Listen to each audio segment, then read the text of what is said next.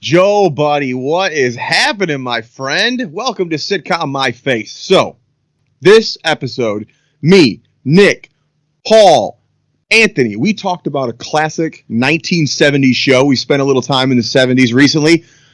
I want you to give me a 1-minute description, maybe the plot, the cast, the impact of the classic show, Sanford and Son. Are you ready? Here we go. Oh, yeah.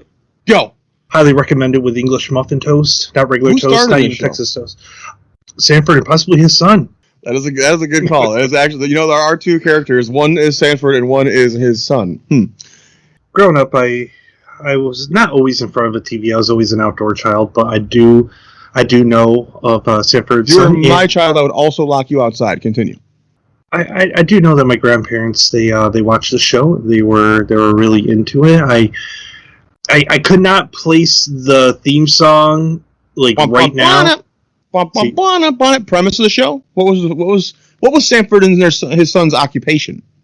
Weren't they door-to-door salesmen for shoes or lamps or something? Or very good. They sold shoes and lamps. That was impressive that you pulled both those out. Yeah, dude. Holy shit. Yeah. Any famous catchphrases you could think of from the show? I mean, there's so many that they spewed every episode. That's a hot potato. That's one of my favorite ones. Remember that one? Yeah. And that's also a hot potato. They'd say hot potato. You need to throw a fucking lamp at him. All right, time's very good. I can tell you're a huge fan of Sanford and Son. Thank you.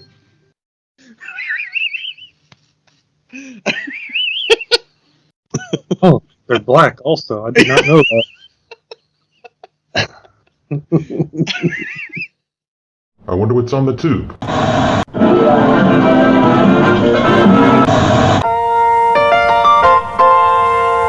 Welcome back.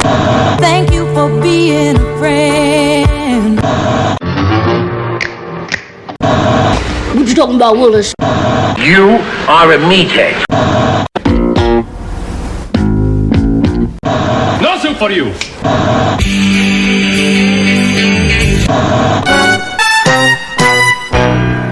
Don't touch that dial. Adjust those bunny ears because what time is it? It's time to Sitcom My Face. I'm Jay. That's Nick. Wait, there's other people here today. Yes, there are, Jay. Holy crap, is that Paul Wilson, the star of Deer Camp 86? I think so. I had nothing else to do. So And is that Anthony Sprague, another one of the stars of Deer Camp 86? Oh boy. Oh, yeah. Wait, how did you get in here, get set up, and I didn't even notice you? That's really weird. I'm pretty quick like that, yeah. What the hell? I gotta stop drinking, dude. just for a little bit, maybe. It's those evil spirits.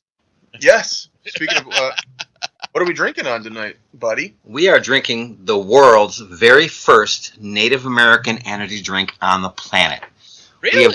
We have became third-party vetted as the first National Native American Supplier Council Native American energy drink in the world. So we're a first of our kind, and we have a beautiful can we call Powwow.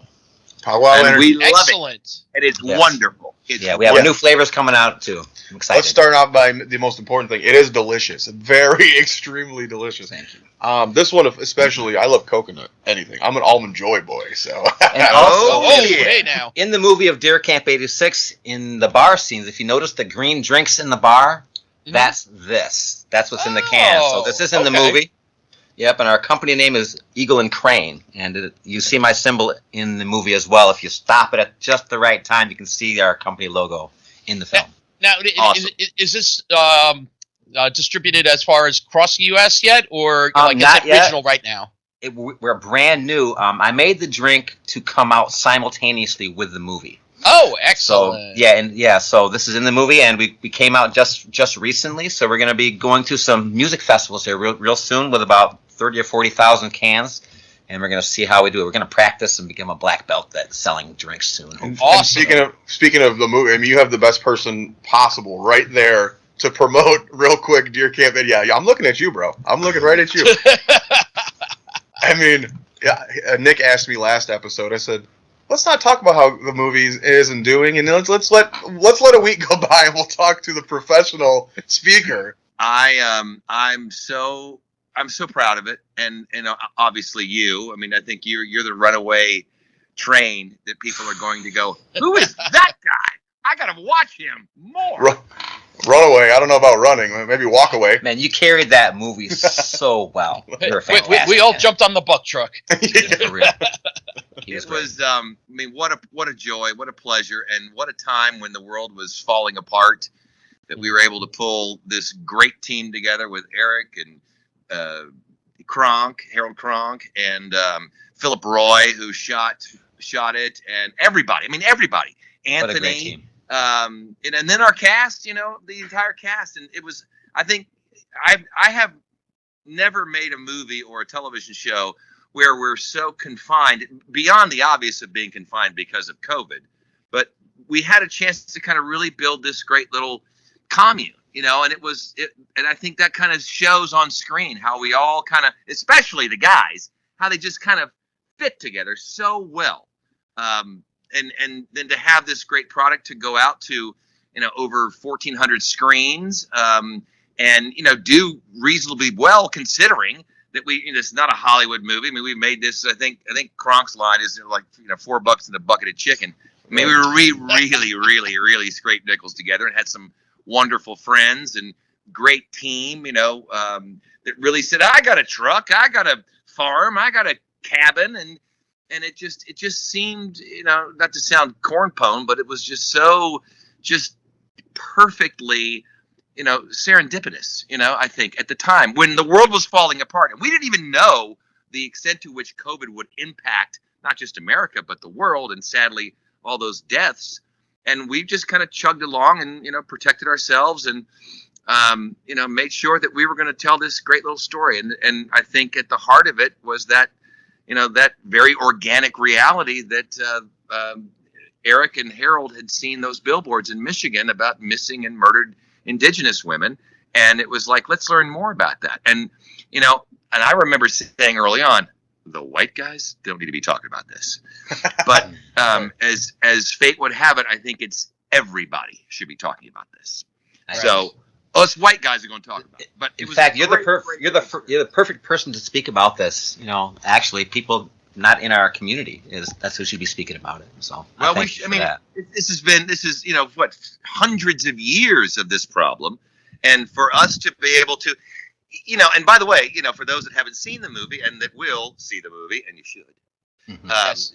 July 9th, we're everywhere and in Walmarts all across the country and streaming and Amazon, and, so you'll have a chance. I pre-ordered. Yeah, you can do that. I think you can start that this week. You can pre-order. It's already up on Amazon and everything. It's already there up. There you go. Okay. And go get your physical Blu-rays, because this is going to be a collector. I bought my copies, too. I'm convinced it's going to be a collector. But I just love it that we can tell this story in the context of entertainment, and it's not a cause movie in that sense. It's a real heavy-handed, it's like I always used to say, Star Wars is this crazy little Western in space that really has every major religion and all people. Star Trek is about getting along with people from different worlds. There's a real nice message there about just be nice, just get along. I thought it was about making out with green chicks. Well, and he did that. From William Shatner's standpoint, it might be, but yeah. And my favorite moment on set, actually, was I think the day you were coming to film your first scenes, and they warned everyone. They were like, hey, Paul's coming today. Everyone on your best behavior. He's a producer on this. Everyone behave. And then you showed up, and immediately we're like the coolest son of a bitch ever. We were like, what the hell are you warning everyone about? You do not want to take Paul out of character. Let's have a party. Do not do it. Yeah. Character actor. He's like, hey, who wants to have a drink? We're like, oh, hey. Yeah, so thank you for that. That was great. No, fun times. It was great. But yeah, so I talked to you. We were just recently in Florida, and you had mentioned, hey, your little podcast. Let's do something. And I was like, you're interested? Okay, hell yeah, dude, let's do it. Of course, it's you guys. And you know what? I just love that you guys talk about these shows that I grew up with too. And I remember seeing them for the first time. Well, I asked you, I said, what show would you be interested in talking about? And you named two, and I think one we had already, maybe Good Times or something. You said something like that. Good Times with Three's Company or Good Times, yeah. So we had covered those already, and then you said Sanford and Son, and I was like, perfect.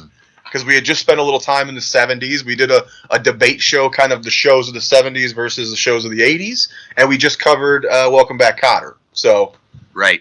Not to mention the shows we've covered in the past. All in the Family is number 1 on both of our lists right now. Correct. Oh yeah. Well, and this one, by the way, was number 2 in America for years because of All in the Family, and both both are created by the same team. So there you go. Right.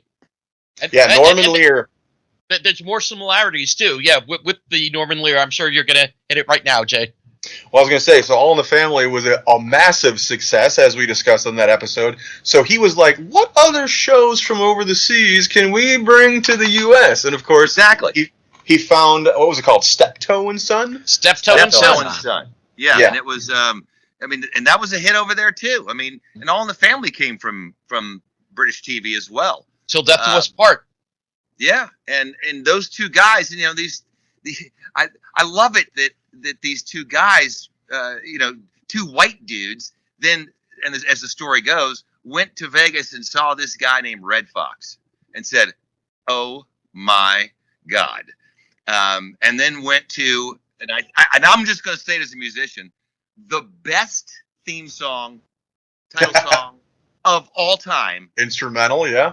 Street Band. Yeah, I have one that's almost as good. I think the Barney Miller. The Barney Miller's good. Fantastic. Yeah. But I think, like anything, it's not what you know, it's what you know or what you see in time. And at that time in America, in the world, Quincy freaking Jones. Yes. Wrote that. I mean, Quincy Jones. And Norman Lear and I think it was Ted went to see Quincy, said, "We got this idea. We want you to write this song. And here's the show idea. Well, who's going to be in it? Red Fox." And Quincy's like, "Have you lost your damn mind? There's no way you can put him on national television." And the rest is history. Did you see there was a pilot before Lear was involved, though, in 1965? Yes. And the show, I guess, wasn't even originally written in the American version for Red Fox. It was, he was recommended for the show. Right. Well, and I think what they did, and not to get too kind of heavy into it, but I think what they did after All in the Family, and that's like also a wonderful story, is that they were rehearsing on the CBS lot right there in Studio City, All in the Family. I mean, Carol O'Connor, Gene Stapleton, they were all there. Rob Reiner, Sally Struthers, and the next studio over, they were rehearsing this little thing called Sanford and Son, and he invited Norman Lear, invited CBS executives, "Hey, just go take a look," and no one went in, and told ABC, "You guys might want to check this out, but come on over, go take a look at this." No one came over. Then NBC came over. Yes. And basically plucked that show right out of CBS's hands and put it right there on Friday night.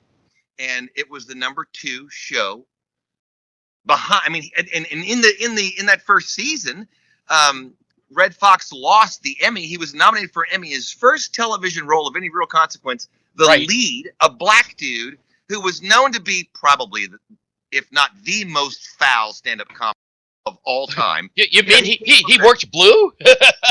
I mean, they called it the Chitlin circuit. He did the foulest humor and pulled another woman who was equally as foul, who plays Esther, right? LaWanda Page. LaWanda Page, the incredible LaWanda Page, and those two had done vaudeville and had really come up through theater and comics together. But just the way that you talk about a moment in time, and to bring all that together, I mean, just amazing. And so Carol O'Connor, All in the Family, Archie Bunker, won the Emmy. And unfortunately, Red Fox didn't, but he was nominated. So how's that for a start? I mean, it started red hot.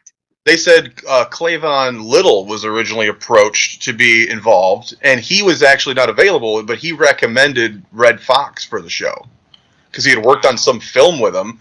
But strangely enough, he had also done a guest spot as a burglar on All in the Family for Norman Lear with Damon Wilson. Yeah. That's where Norman Lear knew Damon, and and that's why. I mean, there's so many fun things. I mean, Red Fox's real name, his real last name was Sanford. Yep. Yeah, he plays I Fred never knew Sanford because he wanted the character named after his late brother. Fred Sanford Fred was his Dad, brother. Jr. His dad and his brother were named Fred. G. Oh, Sanford. really? Okay. Yeah. Yeah. So it's just, and you can feel it when you watch it. And for those of you that haven't watched it, you need to go back and experience that, especially the first season, and see the transition into the second and third season. Because What years did this run? I didn't write that down. 72 through 70. Was it 8? I believe. 77, 78, and then he left. Oh, 77. Yeah. He left a couple of times. This actually, we've talked about this a few times on other shows. There was 8 or 10 episodes with no Fred. Yeah, like you have Lamont and you have Grady, played by I believe Whitman Mayo, being the main. You got Rollo too. Yeah. Oh, yes. Oh, definitely Rollo. Yeah, so the main premise of the show, Sanford and Son, they own a junkyard and a salvage lot, and they are poor as shit, unfortunately. And Living in Watts. You had All in the Family about, kind of a middle-aged older couple, and their very liberal son-in-law, of Polish descent. That was Queens, New York. Then on the other side of the world is Watts, which and there. Well, I think you could really look at it again at the time. This is before Watergate investigation happened. Correct. Although Fred actually insinuates about Watergate a couple of times in his jokes. Wait, you're not allowed to talk about Watergate without doing the impression. Oh, I'm sorry. I totally forgot. Go ahead. Yeah. There it is. But and I think if you look at the two, I think many people remember All in the Family or know of it if they haven't seen it. But that was a irascible character who was kind of dopey. They could use that as a political platform. There's a lot of political messages in this, in All in the Family. And there was a lot of, for Sanford and Son, it was, here's a middle-aged black dude living with his 29-year-old son, who basically the dad, Fred Sanford, Red Fox, was the child, and the son was the parent. Not to mention, he's 49 years old playing 65 in the beginning. Right. I mean, I guess that's before Botox was created. But he was an unrepentant bigot. I mean, more than Archie was a bigot, because he makes fun of Chinese food. He uses the N-word a couple times in that show. And I read up on this too. That, in the first season, in the second episode, it falls out and people lose their mind. Right. I think they said the first 12 episodes were actually taken from the British show. They were scripts adapted, and then after that, they were original. If you look at the credits of those first shows, you'll see the actual episodes of Steptoe and Son that are referenced. Oh, okay. Well, and that's and Lear had said that in interviews, that he wanted to establish these two characters so that you like them. Did you see though the trouble? The two white actors who were cast in the first Lear pilot? Did you see who that was? No. Bernard Hughes and Paul Sorvino. Paulie Sorvino. Can you imagine how that would have been? It would have been. They were playing with the Italian family dynamics instead of the African American. But yeah, I was like, I kind of want to see that pilot. That would be interesting. Oh wow! Well, even funnier. There's an episode I watched today of Sanford and Son where they're gonna sue NBC over a TV show that's basically stealing their lives. You remember that one? And did you fourth season? Something like that. Yeah, it was later, mid to later. And but the one who plays the white version of Lamont is actually John Larroquette shows up. Yes. And I was like, oh shit! And in the same episode, what's the actor who plays Benson? He's the lawyer. Oh, Robert Guillaume. Robert Guillaume. Yeah, he's the lawyer. I was like, oh shit, dude. No, and see, that's another little social commentary. If you notice, a lot of those, especially the first season, it's really just the two of them. You really see a lot of the dynamic building between father-son or son-father or child-dad, child-parent, and I also read that Red Fox, his mother in real life always complained about, ailments. That's why he used it. I'm coming, Elizabeth. I'm coming. It's a big one. And I think for those of you that aren't actors that are maybe watching, that's almost Uta Hagen Strasberg 101. Bring something from your personal affectation to motivate your character and make it real. Tell him what you told me today about me channeling Red Fox. You thought in that one scene. Yeah, when he's putting the rope on the engine, and he runs back. And he runs back. It reminds me of Red Fox. I thought you were channeling Red Fox there for a minute. There's a lot of that. No, I can see it. There's a lot of that. Hey, there was two characters on Sanford and Son, if I'm not mistaken. There was the two cops, the white cop and the black cop. What do you think the social commentary about that? Well, was it Hoppy and Smitty? Hoppy and Smitty. Good. You get 25 points. I think there's a couple of those scenes where Smitty is talking very affected and very organized, and then Fred Sanford and Lamont kind of look over at Smitty, and he talks jive to explain what the white guy meant. Yeah. It's almost like the airplane. Stewardess, I speak jive. I think it's also a little playing it safe to have one of each. Yes. Well, sure. And you know that. I mean, back then and even now, although it's coming back. You know, that was the kind of community policing concept of have people that you know as law enforcement in your neighborhood. And there's constant making fun of the neighborhood. And I think there was a line in one of the episodes when they're talking about Nixon's reelection in '72 before Watergate blew up. That if he comes to well, he's not running here. Well, if he comes to Watts, he's going to be running through here. You know, and there's a lot of that little. And by the way, Richard, a little comic that you may remember named Richard Pryor. Mm-hmm. I think I've heard of him. Wrote several of those episodes, and especially the second season. Short Jewish white guy, right?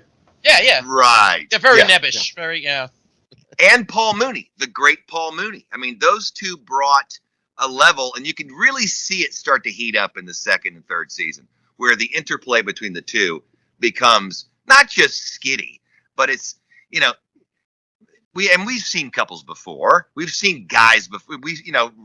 Jackie Gleason and Cramden and Norton, you know, and I can't think of his name. God, I just blanked. Art Carney. You know, we saw those two unlikely pair, and they were constantly bickering and constantly arguing, and they were always buddies. They still loved each other. We're going to change the name of the show to Brain Farts too. So that dynamic plays out in a lot of shows. Yeah. Whoa. Yeah, I think it's not to say it's formulaic, but it certainly is safe for audiences. And you know, we're again kind of going back to that time in America. You know, there's only about 80 million television households today. There are about 130 million television households, and a television household is 2.2. So take 80 times 2.2, and that's how many people saw it.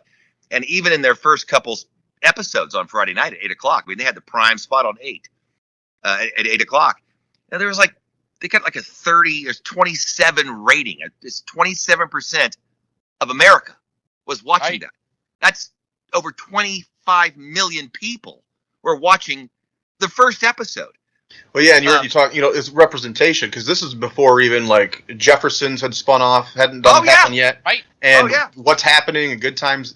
They said actually the sad thing was the ratings for Sanford and Son were completely diminished by the other shows that came. The other shows that it influenced, like the Jeffersons and all. Well, those we definitely wouldn't have the Jeffersons. Well, maybe the Jeffersons, because a lot, even Maude and the Jeffersons all came out of the All in the Family world. But certainly those great black comedies with those Janet Jackson in Good Times. Come on. You know, we probably wouldn't have that run. And the great John Amos. I mean, what an incredible asset of an actor and a human being. He showed up on an episode of this, and I was excited. Now, I've got something about John Amos. My mother grew up in Trinidad and she was raised at Antigua, and her best friend when she was a little girl married John Amos. Oh, wow! If I'm not mistaken, his wife's from Trinidad or Antigua. Wow! Oh, wow! Oh, yeah. I love Small world. I mean, I watched Good Times because of him. because that was. Well, you must have been real sad when they killed him off then. Because it was the worst because what did you say? Damn. He had such a grip. As crazy as that whole world was, he had such a grip. Whenever he walked in, here comes the hammer. You knew it. Like my dad. My dad was very similar to that. Yep. Yeah. Very serious. He really grounded that show, and then that's the Florida did too. Luckily, she came back after her leaving of the show for a while too. Yeah. Yeah. What an incredible time! What an incredible time in television, especially to see, an unlikely TV star in Red Fox, but just kind of turned his skit. A lot of his personality. I think that's, and again, it still holds up. You go back and you watch some of that stuff. You cannot take your eyes off of Red Fox. You mean John thing falls out of Elroy Sanford? There's nothing. I mean, you cannot be distracted by him. And there's so many of these television shows, especially in contemporary days, that are more ensemble. And the fact that I think Norman Lear and Ted did such a good job, and Bud Yorkin too. Again, that's the triumvirate that created all those other great shows that were based in New York. They just let him be. They just let him be. And I think even the trepidatious kind of concerns from the network of it's Red Fox, the most foul 4-letter word lays comedian there was, but he stayed right in it. And I don't know. It just, as a kid, I remember I couldn't wait to see it because we hadn't seen dads like that, and I think we hadn't seen really on a large scale, people living like that and kind of I think every other episode was a get rich quick scheme, and how they would bicker like the honeymooners. Yeah. And I think it was one of those episodes where Fred plays the numbers, and Lamont wouldn't let him bet 10. 10 would have paid 6,000, and I think he bet $1, even though his son said don't do it, and he won $600, and he gets a new hat, and he gets a new coat, and just wants to go to Vegas, and all of his friends show up. Then we start meeting the other people. We met actually the first actor who played Grady, who was replaced by Whitman next year, but I think that episode of Playing the Numbers may have been the seed that told states, maybe you should start lotteries. Right? My first introduction to the guy who played Grady was actually on Nick's favorite show, Full House. He did a guest spot on an episode where he played like a old man who like DJ brings home from the retirement home or something. And I remember that he was very forgetful and he kept calling DJ like his daughter's name or something. And I always remembered that episode. So when I got a little older and I was watching this on like Nick at Night, I was like, "Oh, it's that guy from Full House." I mean, that ensemble, ensemble, all those characters and Bubba, and I mean, just all this, and then Julio, who was Lamont's friend, that Fred would make fun of Mexicans. I mean, and I think there's aside from him using the N-word, which I think I read the article that he told Norman Lear. Norman Lear's like, we don't want to write that. He's like, you're not going to write it. I'm going to say it, and you can't say it, but I can say it.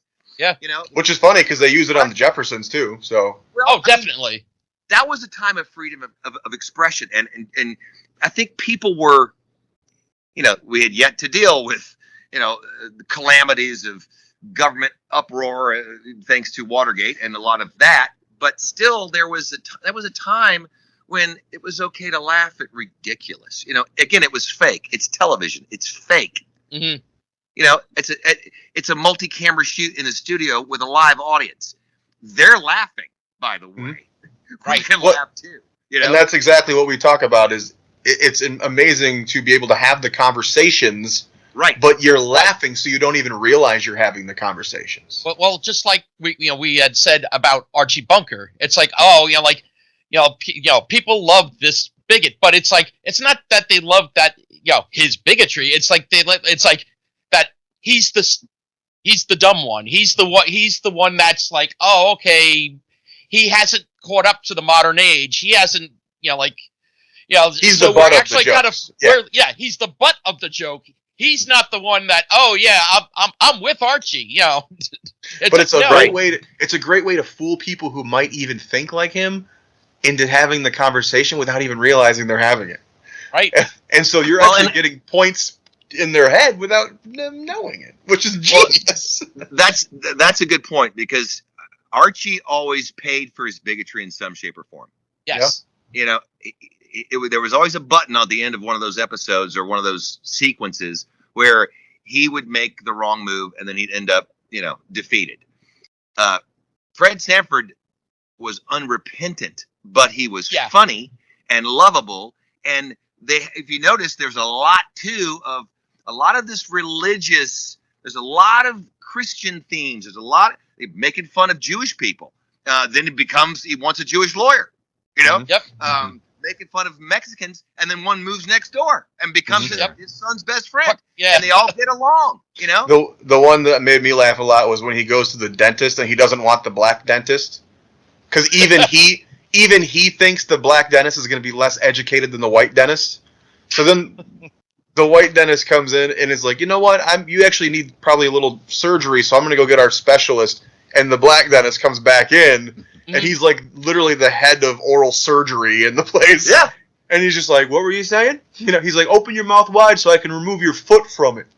Well, and another great point, JJ, is that I think in Sanford and Son we saw, and it happened a couple times, where there were very well-to-do African Americans that Fred would make fun of to their face. Uppity. That was not a word for that population back then. That was a word for old white ladies in the mountains, that would make fun of city slickers. They're just too uppity. But Fred would do that. You said, Fred kind of gets away with it, but I think Lamont always made sure he paid for it in some way. There was usually some reversal. Well, absolutely. That's what I mean by the child was the adult and the adult was the child. Yeah, right. Yeah. Many, many times, and then there was this entitlement. I don't know if you remember that, but there was this entitlement of this, single. It's the mountains. They're going to be bugs at sunset. A widower, a 65, because I think he was 65 in the first season. He had a pretty good dating life for an old man, though. He was always out with somebody. He was busy. Yeah, he was getting it on. Did they have Viagra back then? No. But I think, many times you hear Lamont talk about how my breakfast has got to be ready every morning, and his father had to make him his breakfast and coffee every morning. Yep. So they were definitely playing with it, stay-at-home kids, and this is again, post 60s, where a lot of those, freewheeling beatniks that maybe finished school and kind of didn't know what they wanted to do would move back into their parents' homes. So you think he was the black equivalent of like Michael Stivic in All in the Family? I think Stivic was the voice. Rob Reiner played that so well, but I think he was the voice of the progressive political anti-war time. Right? And it was anti-conflict. And certainly Lamont had a lot of that. But they were just trying to get by. They were just trying to get along and do the right thing. I don't know. It seems like when Grady kind of took over for the episodes where Red was gone. Contract dispute. Yep. So it seems like they kind of altered his character quite a bit to make him more of a Red. Did you notice that? Like, well, he had to carry the show. He was a little gravelier. Grady starts going off about women need to learn their place and stay in the kitchen, and you're like, damn, where the fuck did that come out of Grady's mouth? Well, that's what Fred says. Fred acts like that the first two seasons. So, and Lamont suddenly is the one who's like, I think today's women are women. They just don't want to be treated like dogs, And you're like, I don't remember Grady being like that in the smaller doses. No. I think it's just the reflection of Fred. Okay, we need that type of presence. It's like, okay, well, while Red's not here, let's reflect that on Grady. Yeah. It was a little, and the ratings, by the way, started doing that. It started going down because it'd be one thing for Red Fox to get away with that because we knew that character. And you're right. Grady was this bumbling kind of, and the first version of Grady was the funny cousin who was the different actor completely, who was bald and tall, a big athletic looking dude, who stopped by on some trip to see him. and Fred made his son cancel his date to meet his fun Uncle Grady. They had a million family members in and out of this show. Oh yeah, Cousins and aunts and uncles. You're like, who the fuck are all these people? Yeah. Sister-in-laws just constantly coming through the door. I think that again, we saw a lot of that formula. I don't say formula. I don't want to diminish the creative genius that was at the time, because there was nothing like that.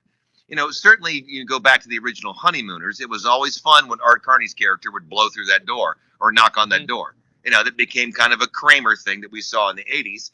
But even in Different Strokes and Facts of Life and those later shows of the early 80s, late 70s, it was a similar kind of structural layout formula where there was always a door and someone's always kind of mix things up. But I think it may have started right there on the grand scale with Sanford and Son.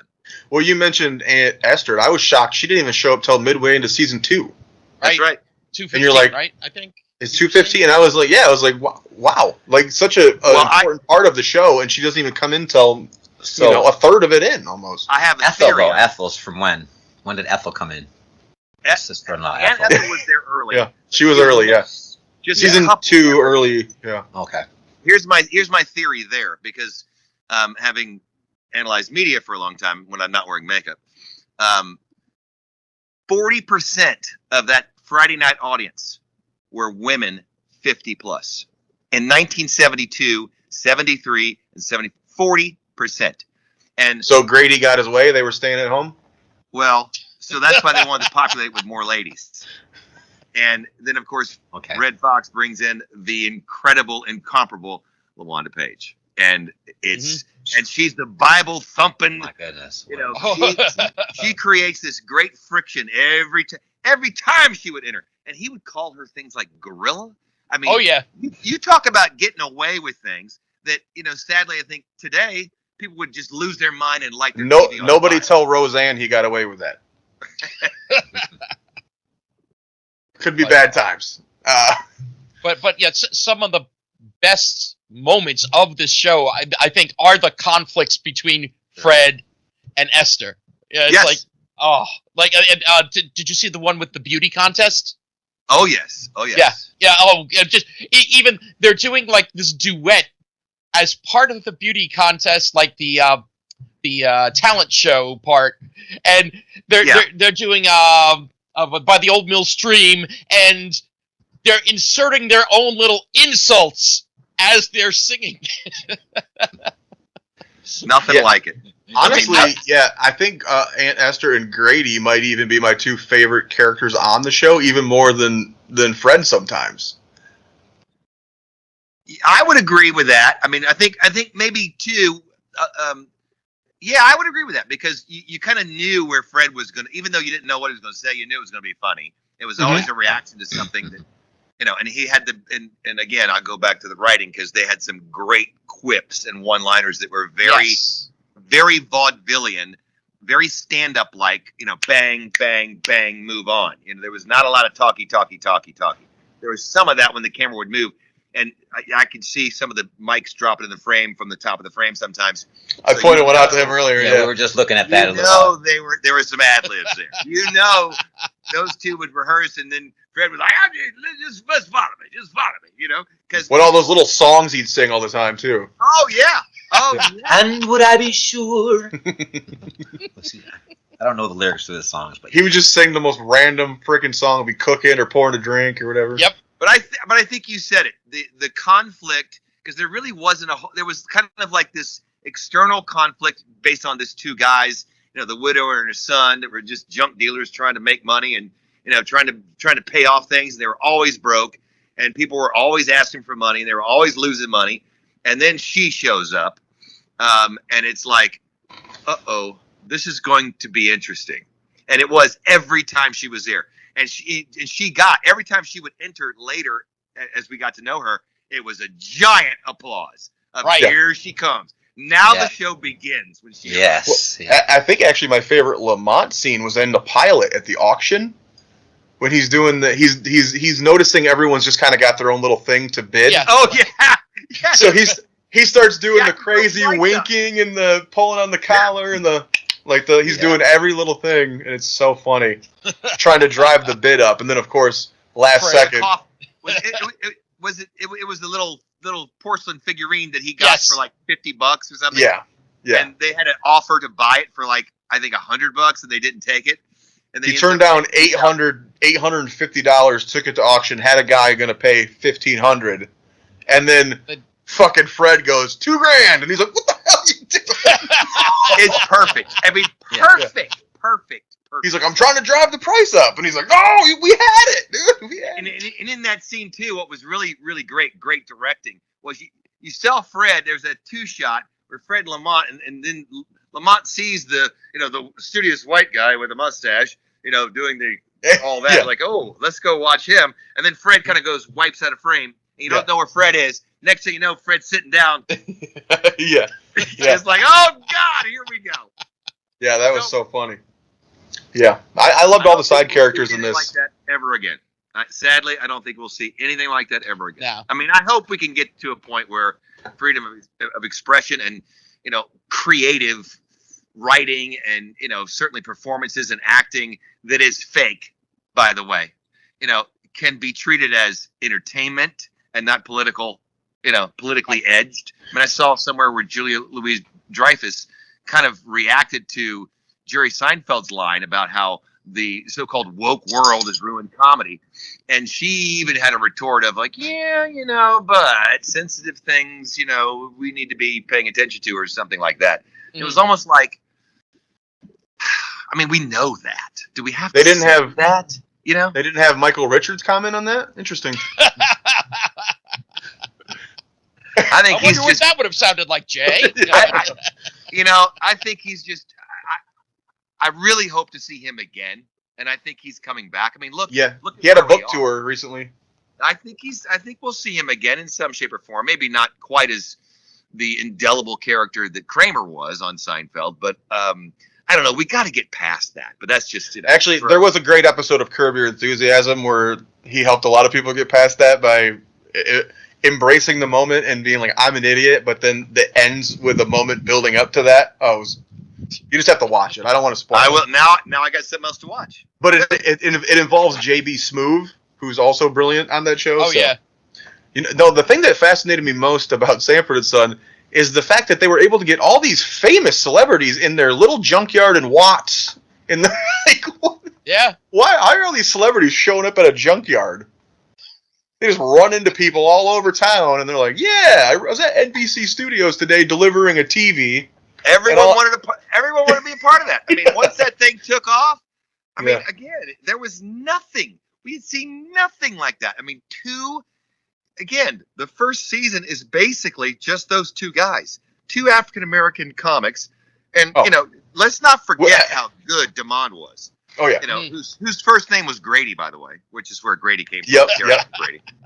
But let's not forget how hard it is to be the second.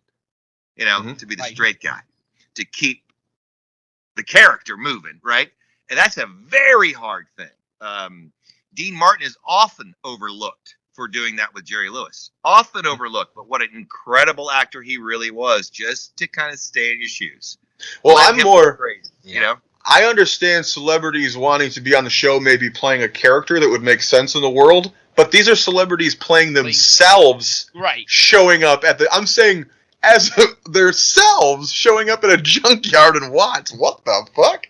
Like, was it like Lena Horne comes to the house? Well, Lena Horne was a theme. That's another really funny thing. I mean, Lena Horne, next to Billie Holiday, might have been the female Frank Sinatra, right? Wasn't B.B. King in one of the last ones too, or something? B.B. King was in. Yeah. I think Chubby Checker shows up. No, and again, he knew all these guys from Vegas. I mean, remember, this show, Sanford and Son, started as what they call a fall replacement, which the season is September, October through Christmas, January. That's it. Yeah, the first season's like January. 13 episodes or something. Yeah, which by today's standards is a lot. Yeah, which is a full season nowadays. Yeah, right. That's what I mean. But this show arrived in January. January's a dead time of year. That's the replacement. They go, well, let's just see. Boom! It took off. so they shot all those episodes. By May, he was done. He went back to Vegas for the rest of the summer, and didn't come back to Los Angeles to start shooting until September. So he had all summer to go back and do his stand-up and hit the road and sell records. I mean, some of his records are legendary, aside from being really fun and wild. But so he had all this cadre of movie stars, and all of a sudden he was the biggest thing there was next to Carol O'Connor on TV and Johnny Carson. You know, and then the other end of the spectrum was MASH and a little bit more serious shows. You know, Mary Tyler Moore, but there was nobody like Red Fox on TV. Nobody. Yeah, and we actually, Pat Morita showed up in one of these too. We just talked about him last episode on. Yeah. Achu. Again. Yeah, Achu. Making fun of an Asian name. Achu. Yeah, because we talked about on the Welcome Back Kotter episode, he actually got a spinoff of Welcome Back Kotter for one guest appearance. Weird. Spinoffs of this, we actually had 3 spinoffs of this, which I don't think I've seen any of them, honestly. Maybe Sanford. Sanford Arms and Sanford were both after this. And then Grady was during this, so I think he went off, failed, and came back to this. Yeah. And Red Fox was a very generous guy, but he deserved to be paid well. I mean, he was a superstar. ABC lured him away with a big fat check. Yep.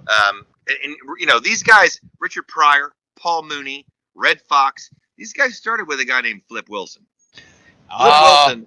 Flip Wilson was a genius. Favorite show. Who probably and I'll say it, might have been the first. Sammy Davis Jr. was unbelievable. I mean, Frank Sinatra always said he was more talented than anybody he'd ever met. Sing, dance, act, write, play drums. You guys go YouTube him play drums. Sammy. Do you remember the episode where Fred and Lamont go to NBC and they see the parking spot for Flip Wilson? And there's an oil spot, and he goes, "Oh my Lord, that's Flip Wilson's oil!" And he dips his rag in it, and he takes it home with him. Flip Wilson did. I mean, remember his character's name? His female character's name? Geraldine. Geraldine. I mean, drag in the 60s and 70s. That was fun. Yeah. I mean, people would lose their mind today. In front of a studio audience on a little stage. Yeah. So much fun. But those guys, you know, that's how Richard Pryor started. He was a writer for Flip. And Red Fox was too. I mean, and Paul Mooney. I mean, these guys are legends. I mean, they need their own Mount Rushmore. Yeah. We talked about it on our debate show between 70s and 80s. It's just the whole block of classics that we got out of the 70s. I don't think it will ever be replicated. No. Not only for the comedy, but for the impact and the things they were discussing. Well, everybody was watching. There's 3 channels, you know.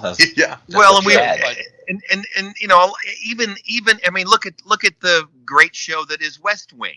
You know, that more or less predated. I mean, you know, having a black president. I mean, West Wing did that first, right? Mm-hmm. Very, very smart, very well. I mean, the incredibly well written and great acting. But that's where we were in 2005, 6, 7 as a country. In the 70s, we were, you know, Vietnam War wasn't over yet. 75, yeah. So there was a lot of uncertainty, and we didn't have social media, thank God. We didn't have the immediacy of television news. Interestingly, it was about, I think it was 1980 or 81. Ted Turner had this harebrained idea to launch a thing called Cable News Network. That's a 24-hour news service, and all the networks like, no one cares about news 24 hours a day. Are you kidding me? It's going to fail. Paul, do you remember though the big story that actually kind of catapulted, you know, the 24-hour news? Like we need to know more about. Do you remember the? Well, that's a good question. It was June of '81. What would that have been? I can't think.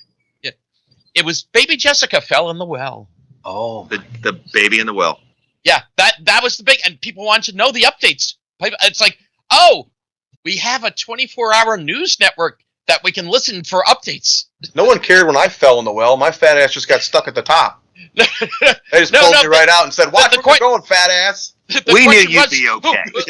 Who pushed JJ into the well? And hey, can you do it again? Hey, it ain't my fault. It's whoever put those fucking donuts down there. Oh yeah. Man, bastards. They saw me coming a mile away. And it took me 3 hours to get that mile, but I got there. Bastards. No, but that immediacy you were talking about, Paul, it's like, okay, yeah, we didn't have that in any of our media. No, we had no mobile phones. We had no cell phones. We didn't have car phones. I mean, we only had pay phones and phones in the kitchen and maybe one in the den if you were lucky. Hey, you had headphones? Yeah, with a big photo plug. and vinyl, which thankfully is coming back. Yes. But yeah, what a great, and they say that, art, and especially in this country, I mean, it's still our number one, entertainment is still our number one export, is a reflection of the times. And I think at that time, America really was kind of growing and trying to get past the vitriol and the craziness. I mean, Kent State. I mean, there's some serious stuff that happened, and we just needed to laugh. And we had certainly all kinds of racial issues, sadly, that still exist, and religious issues, and but we could have fun with it. We could at least share in the communal experience of, look at this guy. Yeah. He's funny. I mean, he's saying some crazy shit, but he's funny. And it was never intended to be political satire. Even All in the Family was never intended to be political in its nature. That was part of the kind of milieu of Did the anyone world. That was the world. Did anyone ever comment about, was he easy to work with, or was he a nice guy, or do we know that at all? Because I know that Fred. I know, like, Damon didn't come back for the other one because he didn't want to go back and deal with the drama, but because maybe he was afraid he was going to walk out of the show again. Who knows? Well, and Damon, I think, is 77 now and doing very well. I think he's a Baptist preacher. Good for him. But seems to be living okay and doing well. But there was a story that Red Fox liked that little white powder sometimes on set. And I don't think a lot of those actors, especially when you had to be, it's one thing for maybe a Red Fox character that was really just another version of himself, right? That was riffing a lot, and even to have these lions of comedy behind him in Mooney and Pryor to keep him going in his way that he knew so well. For Damon, I mean, I'm sure that was challenging.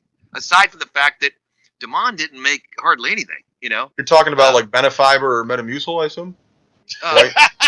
That's White. not white, is it? Oh. I mean, unless you bleach it. My Benefiber's white. It makes my nose bleed sometimes. Am I taking it wrong? Hey, same stuff. Taking it wrong. Am I taking the Benefiber wrong? Not supposed to snort it.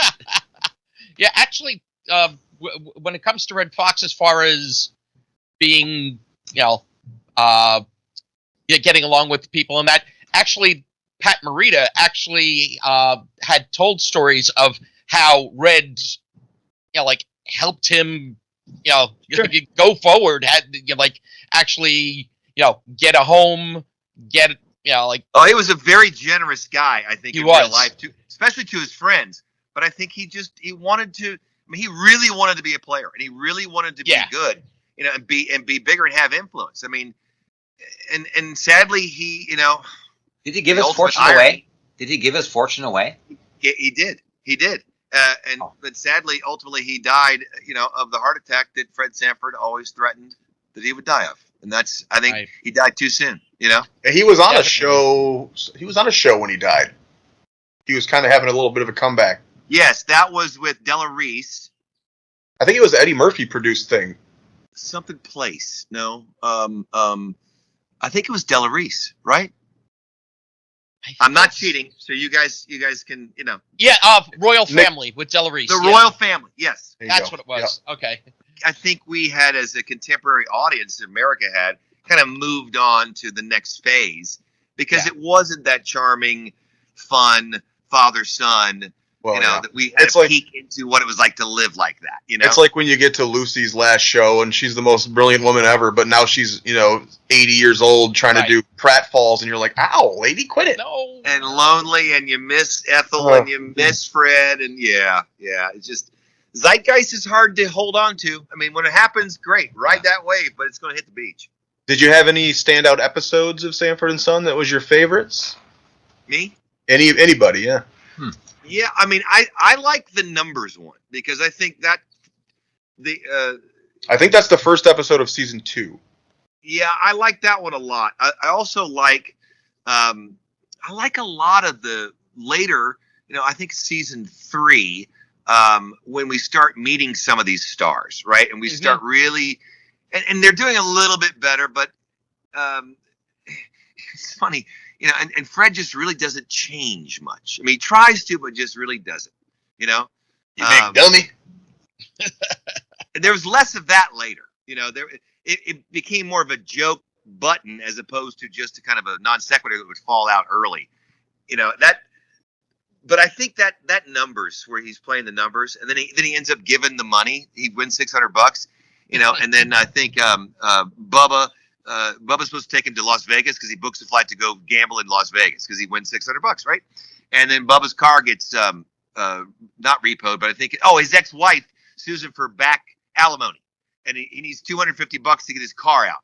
So then Fred has to go into his pocket and pull $250, and then next thing you know, his wife's other sister shows up, and she has to have gallbladder surgery, and it's $250, and now he's down to $50. And then someone shows up at the door with a photographer shows up and says, "I'm with the LA Times. We want to take a picture of someone who's, with their winnings. You have the winnings." He's like, "Well, I gave most of it away, and only got like $50. He pulls up $50, and the guy instead of the camera, pulls a gun out and takes his last $50. No, I love that episode because it just does that in 24 minutes. That's very hard. Yeah, very hard to do. I really love the one with the where they find the case of money. The whole running joke about how he can't remember anything. He's got the money locked in the safe. You don't remember the numbers of the safe, but his memory's jogged every time they shove that gun right to his nose. Right. And suddenly he's like fucking Rain Man on everything. Oh yeah. He knows shit he shouldn't even know that doesn't even affect him. He's like, oh yeah.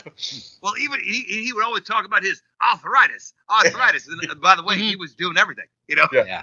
Like it was always a crutch. I can't do it with my arthritis. And the next thing you know, he's dancing around and serving dishes and cocktailing. He's like, I remember so much fun to watch. The combination was like, what year did the World War II end? He's like, that was like 45. He's like, yeah. He starts going off all these dates, and he gets to the end and it's wrong. He goes, well, that ain't right. And he goes, man, you don't know nothing. He goes, I know history.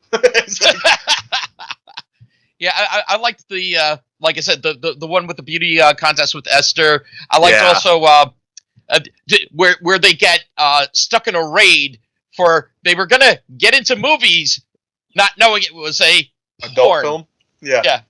Adult film. Yes. Yeah. I've been meaning to check one of those out one day. One of these days I'll check out some porn, but.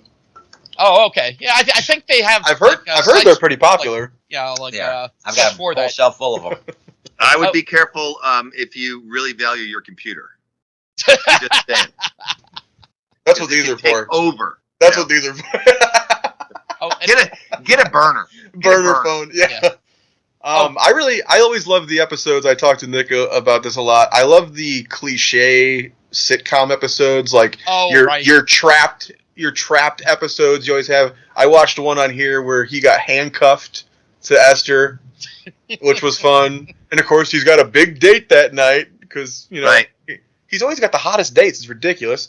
He's 75 years old, whatever, but he's handcuffed to Esther. That was fun. And there was a great cameo by what's that guy's name? Frank Nelson. Do you remember Frank Nelson? He was the guy in every old show, like I Love Lucy and everything. Yes, that guy. Oh yes, that one. They go to like the magic shop to figure out the thing. And he's the salesperson, and I looked him up. I remember that. Yeah, he's got a shit-eating grin on too, right when you said yes. There's compilations on YouTube of him saying it in 20 different things. Yes, but he was on I Love Lucy 11 times as 11 different characters. He's on this show 6 times as 6 different characters. So he's that guy. He's always different. He's like co-pilot, salesperson, cop, but his catchphrase is always yes. So I was very pleased when he showed up. Fun times. Yeah. I like the episode also. Did you see the one where Lamont goes to court for the speeding ticket? Mm-mm. Yes. Not speeding, but a failure to yield. That was the thing. Right, and that's a controversial episode because that's when he drops the N-word one more time. Oh, not just one more time. He's pointing out how everyone waiting, like in the courtroom for their case. There's a over there. There's a over there. That. It's like he dropped it a few times. And then the joke that he says, "We have enough of them to make a Tarzan movie," and it was like, yes, it's like holy, crazy. So he's like, he had to say that. He's basically Steve Martin in Planes, Trains, and Automobiles with the F-bombs. Over and over and over and over and over. One of the other stereotypical episodes we always see is they always end up on a game show and they ended up on the Gong Show on here. Yeah. Oh, the Gong Show. That's right. The Gong Show, the real, the Gong Show. Wasn't it CIA there was one. What was it? Wheel or Deal was the other thing. Yeah. And for years, I thought they went on Let's Make a Deal. Oh, okay. I thought it was Monty Hall, and because everyone dresses up in a costume. Like, oh, if you have a tube of lipstick on you, I'll give you $500. I'm like, oh no, they went on Let's Make a Deal. Until I watched this episode, I was when I was a kid. Oh, they were on Let's Make a Deal. Well, you're a big Odd Couple fan. Did you realize that Damond is the one who went on to the Black Odd Couple remake? Yes. I'm trying to remember the person with him. Was that Ron Glass? Yes, it was. Yes. He was also on an episode of this show. Mm. And for people that remember, also on Barney Miller. That's right. Yeah, that's right. I always remembered him as Cosby's dad, but then I looked it up and I was like, oh, he just looks a lot like that guy who played Cosby's dad on the Cosby Show. He looks so. They don't all look alike. Wow. No, those two do though. Those two do. Google those two. They do. But yeah, Ron Glass showed up on here too. But also that Frank Nelson was the voice of Spiffy in the animated. That Oddball? Oh, the Oddball Couple. The animated Odd Couple. Yeah, so, that was also an ABC show. Oh, yeah. I remember as a kid watching that cartoon. I did not know that. The Odd Couple, I feel like, has been remade more than any show in the history of It has. It really has been remade to death. All right, favorite quotes besides dummy? I was going to say, have you guys ever drank Ripple? I've never drank Ripple. I don't even know what it is. We haven't talked about Ripple. Oh, you have? Yes. Ripple is cheap pounder wine that you can get at a convenience store. Mad Dog 2020? Like MD 2020. Okay. In that realm. It's a little sweeter. It's a little sweeter than MD 2020. Okay. But yeah, there's a bunch of references to Ripple. And I think some I think he calls it Mogan David, which is MD 2020, by the way. Yes, okay. Wow. My favorite quote, I don't know. Come to join Elizabeth. This is the big one. I'm coming to see it. I'm coming, baby. I won't be around much longer to bother you. Oh yeah, always the gold trip. Yeah. Yeah, I mean, there's just so many. I can't even think. I love it when his so long, sucker. You fish-eyed fool. Fish-eyed fool. Yeah, fish-eyed. And what was the other one that was routine? Gorilla cookie. Oh, Didn't they make a gorilla? Right across your lips. Right across your lips. Across the lips. I always loved that because it was like so. Because he was always ready to go, but it just. You want one right across your lips, But he also used it not only in fisticuffs but in romantic moments. But it was he would say it for a kiss. He would say it for a kiss. It was funny, like that. He didn't threaten. It was like, you want one right across your lips. It was like so ridiculous, but he made even those tense moments so much fun. Grady had a lot of great ones of like just his misunderstanding of the English language. Like he's talking about can you believe these ladies are out here burning their bras in a pubic place? And he's like, public, Grady, public. Oh, that makes more sense. Oh my God, that's well, Archie. One of my favorite quotes of Archie Bunker of all times is when the Hare Krishnas show up and he closes the door and he says, "They don't need to be coming around here with their tangerines." Yeah. But that's such a great class. I mean, Norm Crosby, the king of malpropisms. But Norman Lear, you could tell, love that stuff, and I love that they kept that kind of going because that's always fun. Yeah. So, I mean, we usually have a list we add our shows to when we're done covering them. So, but I mean, for you guys, you don't have a list. So maybe on a scale of 1 to 10, 10 being the best, what would you rate Sanford and Son? Out of all of my favorite shows, let's think. It's one that sticks out like a sore thumb. There's a few of them for me, like Beverly Hillbillies, Hogan's Heroes. I would have to say that I'd put it in the top 10 for sure for me. Top 10 shows for me. Yeah, it's definitely top 5 for me. I mean, and I think it's for me. I think it's because it hit me at that age. I mean, $6 Million Man. Took me into places that I never even knew I could, imagine. That really was. 8-foot episode was impressive. Couldn't get my head around how a bionic guy, and he could run, and then he fought Andre the Giant, Sasquatch, in a suit. Bionic Bigfoot. But that was Bigfoot, but then Bionic Bigfoot was later. Yeah. Yes. Okay. Thank you, Nick.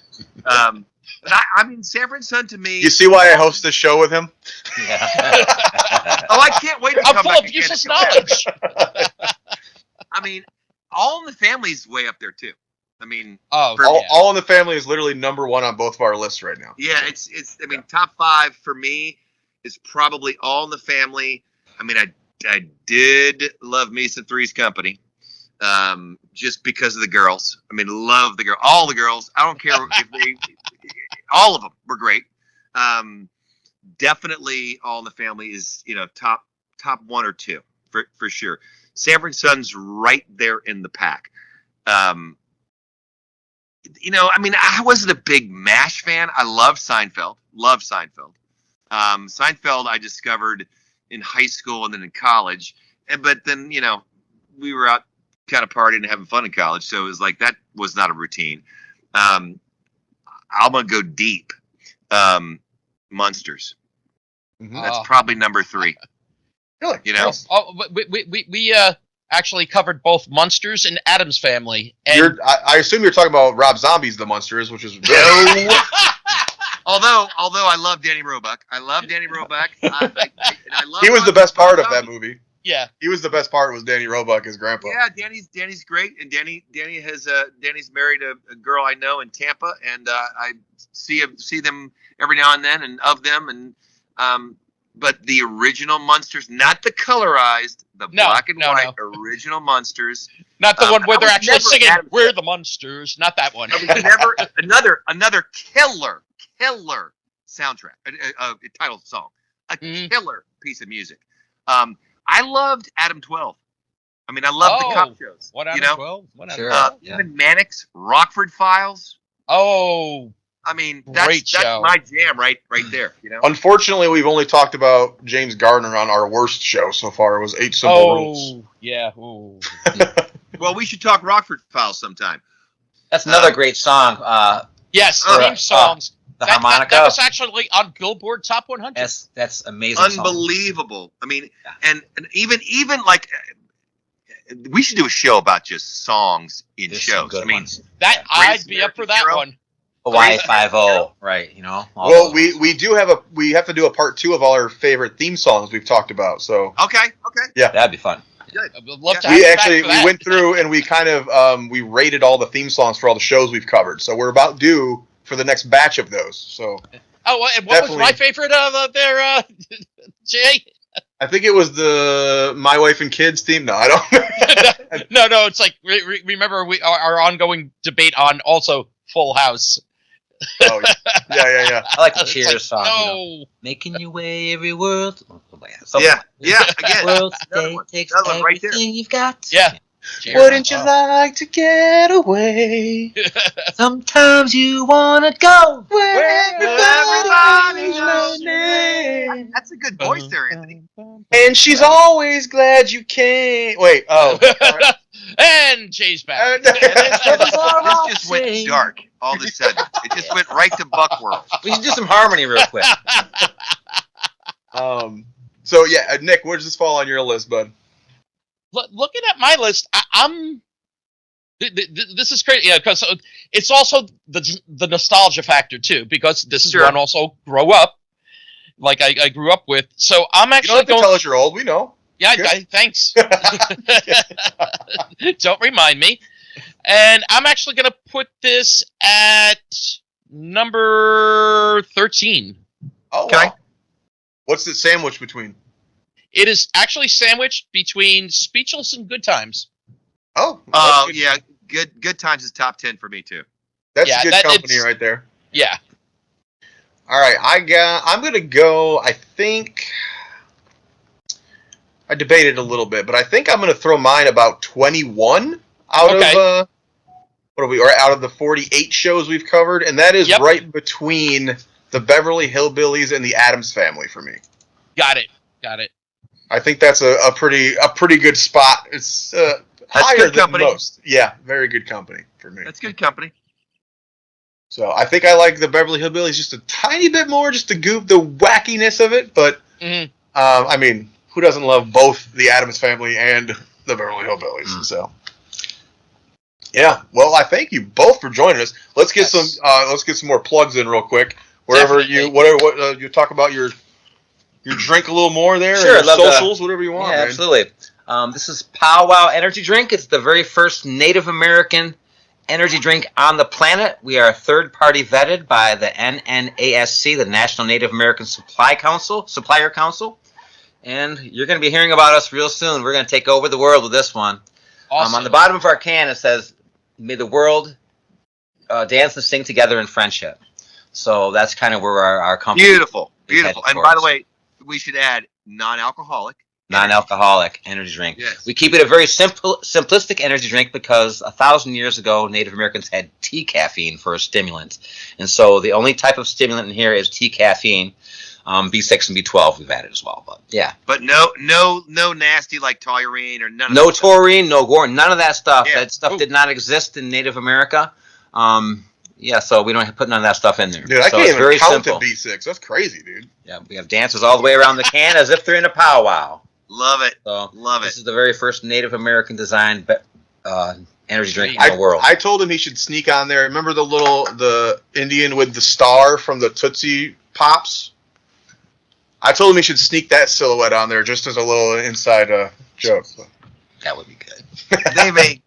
The manufacturer may not like that, but yeah, they don't need to know. Oh, I mean, I'm not a cop. I just play one in the movies. That's right. Yeah. Speaking of it, wait, do you have any socials you want to plug? Or you Instagram or anything like that? Nope. I would like to give a shout out to my son, Caden Michael Sprague, who graduated high school this year. Hey, and I'm so proud of you, son. You're the man.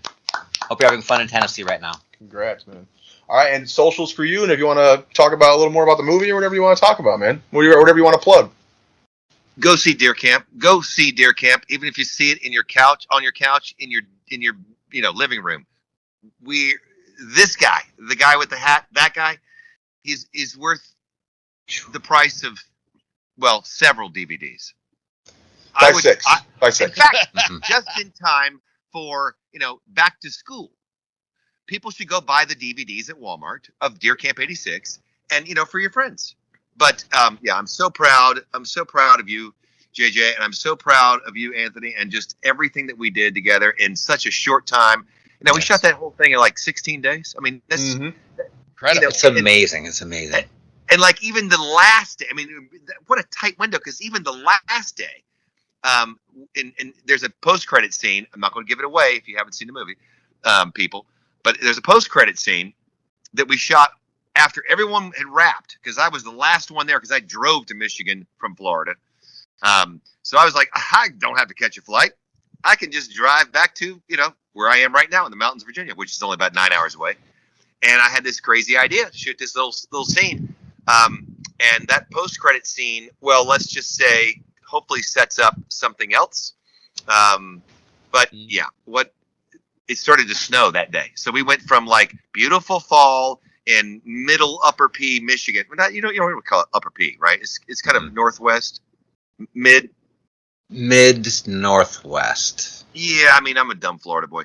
But it went from gorgeous fall weather to snow, and all of a sudden the leaves were gone. So we had such a tight window. If we were 2 days late, we would have missed some of those shots. So But yeah, Deer Camp 86, one of my favorite things I've ever done. What a blast! With you guys what a blast! included. Yeah, and again, great team. It's available for pre-order too right now. You get Right your now. DVD, order your Blu-ray. Walmart.com. You probably have heard of Walmart. Walmart.com. You can order it right now. Yes, everything he said and more. Do you want to plug any more socials at all? Are you an Instagram boy and all that? Yeah, I don't even know. I mean, just Google Paul Wilson. Gotcha. All right. Excellent. Well, if you want to hear more of this show, you can find us facebook.com/sitcommyface. We are on X at sitcommyface. I am Bidwell Fogg on pretty much everything. X, Twitch, Instagram. He is Netnick191 on all those same platforms. Correct. We are on YouTube. We are on all your favorite podcast apps, including Spotify and iTunes. So find us everywhere. You can't frickin' escape us. Especially you. You're not going anywhere. You really can't escape Anthony. Until Thanks next for having time. me, guys. It is so good to see you guys. Pleasure. Until next time. So long, suckers. Peace out. You're being Thanks for having me. Have a great night, guys. Thank you.